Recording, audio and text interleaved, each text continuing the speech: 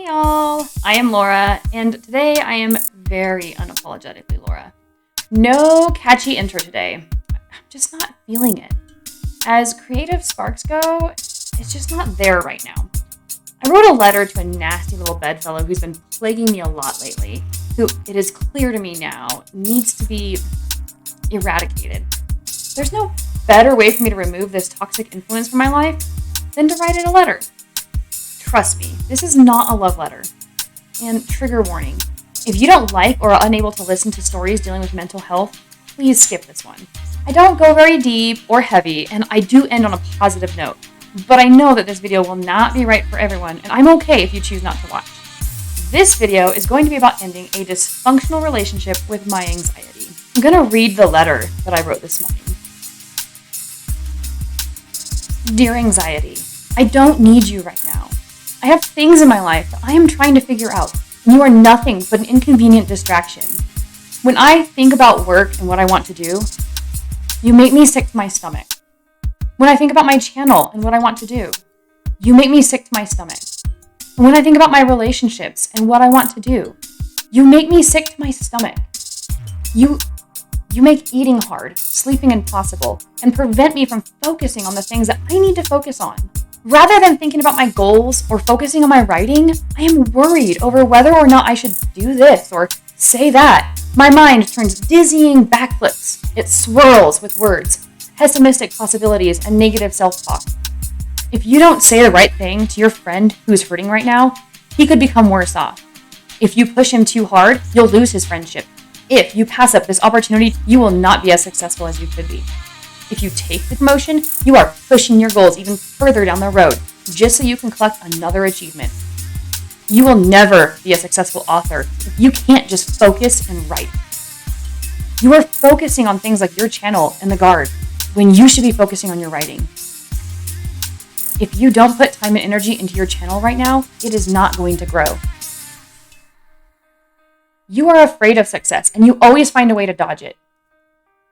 You are not capable of focusing on the right goals. But the self-talk is a bunch of bullshit, and you, anxiety, are the cause. Or the symptom. Either way, you have no place in my headspace anymore. I have a lot going on, but a lot going for me. I don't need you stirring up my thoughts into a frenzy, preventing me from focusing or making decisions. I need the calm, the peace, the focus. I need you dead. In fact, I need to be the one who kills you. So, anxiety, here's the deal. I'm going to drown you. I'm going to drown you in the right thoughts, the right mental processes. I can't control when you're going to hit me, especially when it's a sneak attack out of the blue. But I sure as fuck can fight back. I can quiet you, take away your voice with meditation, writing, art, whatever it takes to regain the calm. Then I can drown you by replacing all your lies and bullshit with the truth. So, anxiety, here's the truth. I will always be there for a friend. I will never second guess whether or not I should reach out to them. If they want to push me away, they are free to make that choice. But I will not lose them to depression or worse, because I didn't do anything. I have lost friends to apathy. I've lost them to fights, disagreements, or misunderstandings. I've lost them due to changes in circumstance or life events. But I have yet to lose one because I chose to be there for them, to make them uncomfortable when they wanted to sink into the comfort of their hurt or sadness or depression. I've never had one of them say, "I wish you didn't reach out." I know what my goals are. I can pass up a promotion opportunity because it isn't right for me and my goals without being unsuccessful. 2.5% of the total Air Force holds the rank of Senior Master Sergeant. 2.5%. If I retire today, I'm successful.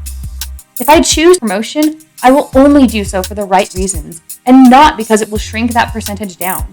Not for the accolades, not for the achievement, but because I have decided that that is how I want to help people. And if I pass it up, there are so many other ways in which I can continue to help people. I will never be successful. I already am. From time to time, I fail. Sometimes I change interests. I often focus on more than I can handle, and I have to start dropping activities to survive. All of these, though, are traits of a successful person. Failure is a part of the process. Interests change as people grow, and no one can fit everything onto their plates.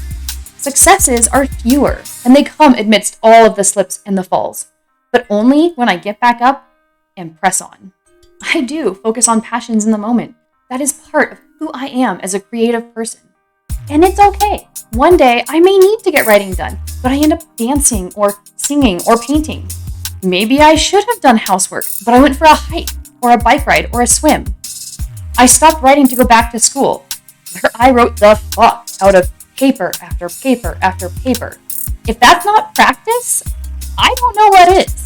I started a YouTube channel to process my thoughts and my feelings toward religion and the mind-boggling journey that I took myself down to get from agnostic theist to agnostic atheist. I write and I research and I make graphics and I edit videos. My creative process has been working throughout each of these distractions, and they've made me better for it. I am not distracted, I'm growing. I am using the opportunities that come my way rather than letting them pass me by in pursuit of the perfect sci-fi novel. I am afraid of success and failure. I am probably most afraid of mediocrity. At least failure means that you're trying. Every time I sit down to write a word or a sentence or a paragraph, I am honing my skill. I am exercising my creativity even when I answer a text. Fear isn't a character trait. It's an emotional response.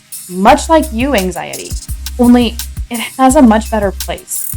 It gives me something to fuel me forward, an obstacle to overcome that reminds me that not everything in life is easy. But you are an obstacle that just blocks my way, clouds my judgment, makes me second guess myself. There is room for fear in my life, but not for you. Even as I write these words, you are dying. You are drowning in the measured, reasonable, positive thoughts that I am using to replace your caustic, toxic, negative assumptions about the possible outcomes of my actions. The fog is clearing now. I may not get any more writing done today, but this writing, right here, right now, makes my day successful. To write goals. What does that even mean? If my goal for the day is to sketch out a girl with a bird or to dance for an hour, then those are worthy goals. If, for now, my writing is a letter like this, or an episode script, or a 10-page research paper, then so be it.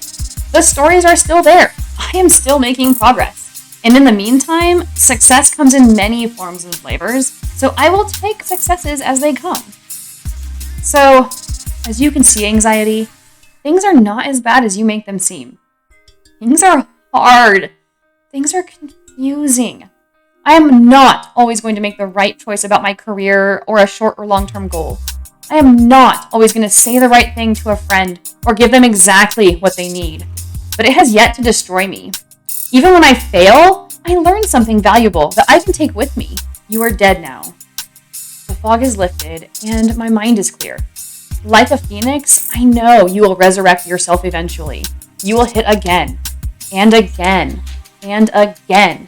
But each time, I will defeat you because I am stronger than you are and more resolute. Fuck you, anxiety. Signed, Laura. So that was the letter that I wrote this morning, and it made me feel really good afterward. I don't have a God that I pray to when anxiety hits. I don't take refuge in the knowledge that it's all for some bigger purpose. I don't have scriptures with pithy sayings that warm my heart and calm my mind. I am an atheist. I have to process my anxiety. I have to feel it, deal with it. I have to fight it off, the inner dragon that wreaks havoc on my brain. But it turns out, you don't need a God. The same calming process your brain experiences when you pray, I experience when I meditate or when I write my thoughts out and feelings like I did this morning. I have nowhere to take refuge. I must face my demons. But I have confidence that this too shall pass has been demonstrated to be true time and time again in my life. I don't have pithy scriptures, but I have an understanding of human psychology and the knowledge both that I am perfectly normal and that I am strong and capable.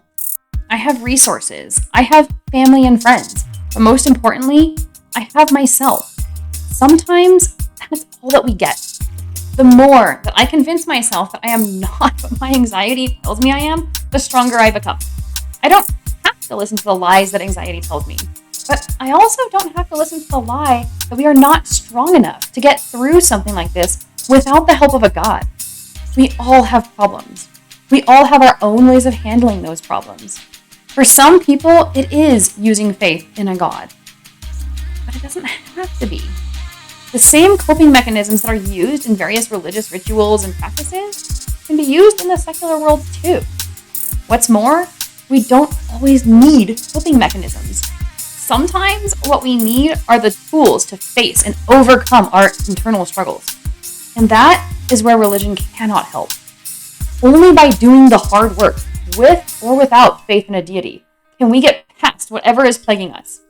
We can say that God is with us, or we can say that there is no God. But we still have to all go through the same crucibles to come out the other side.